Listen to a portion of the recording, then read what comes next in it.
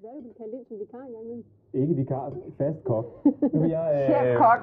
forlade jer, så kan I spise færdigt, og så vil jeg i stedet for holde denne pose op, fordi det her, det er støv fra World Trade Center, fra de tårne, der styrte sammen fra en af de største tragedier i nyere tid, 11. september 2001.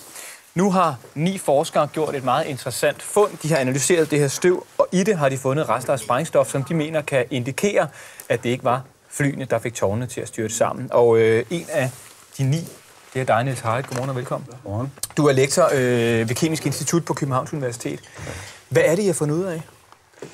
Ja, hvis jeg må demonstrere med støvet her, så tager man en magnet, meget kraftig magnet, som man så trækker op kanten af posen, og så følger der noget magnetisk materiale med.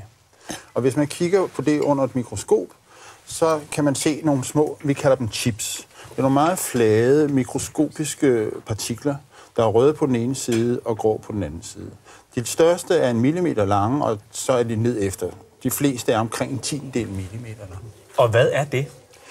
Det er nanotermit, som er et, hvis jeg må tage det sidste del af ordet først, en termit er en kemisk udtryk for en blanding af pulveriseret aluminium og rust. Pulveriseret rust. Det er en gammel opfindelse fra 1893. Og hvis man kan få det til at reagere med hinanden, så udvikler det en afsindig varme. 2.500 grader. Og så dannes der jern i processen. Og det varme jern, det kan man bruge til at smelte andet jern med. Man kan også bruge det til at svejse jernbaneskinner. Og som en gammeldags termit, den udvikler varme. Men en nanotermit, der er partiklerne blevet så små, og de reagerer med hinanden så hurtigt, at den det bliver til et sprængstof. Og så har du også mulighed for at blande andre komponenter i. Så det er mere kompliceret end bare det jern og rust. Der er flere ting i, som gør det til et sprængstof. Og det her sprængstof, det har I altså fundet i ueksploderet form i støvet fra World Trade Center. Ja.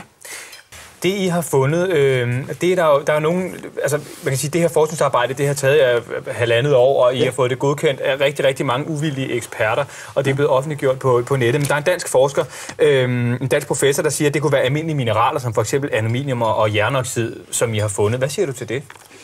Det materiale, som vi har fundet her, er super højteknologisk frontlinje militærforskning. Det er ikke noget, som man lige kan lave. Det er ikke en blanding af tilfældige kemikalier. Det er et supermateriale, og det er meget svært at få oplysninger om det. Der er publiceret noget fra konferencer og interne amerikanske rapporter. Men hvad er det, du tror, der er sket med det der materiale, siden I har fundet det? Ja, du mener, altså det her er stadig reaktivt materiale. Det her kan stadig eksplodere. Men hvorfor er det landet i World Trade Center? Hvorfor er det landet i støvet fra World Trade Center? Ja, det er jo kørt ind på paller. Altså det, vi snakker om tons. Vi snakker om mange tons, snesevis af tons. Og jeg ville køre det ind på, først med en lastbil, og så køre det ind på paller. Og det skulle altså være blevet kørt ind i World Trade Center inden? Ja, naturligvis. At det her sker? Ja, selvfølgelig. Hvad vil I bruge den her optagelse til? Fordi det er jo blevet kontrolleret af uvildige forskere. Der er nok også en masse andre, der skal til at kontrollere, hvad det er, rent faktisk er fundet. At det her er nanotermit, som altså er en eller anden form for meget højteknologisk sprængstof. Ja. Hvad vil I bruge den opdagelse til? Ja, vi skal ikke bruge det til noget, men vi forventer, at det skulle indgå i den undersøgelse, som må komme. Altså, der må jo komme en almindelig retslig undersøgelse af den her begivenhed. Så hvad vi har lavet, kan man sige, er kriminalteknisk arbejde på højt plan.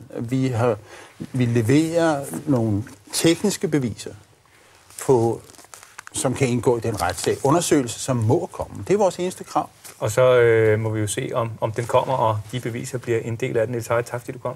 Selv tak.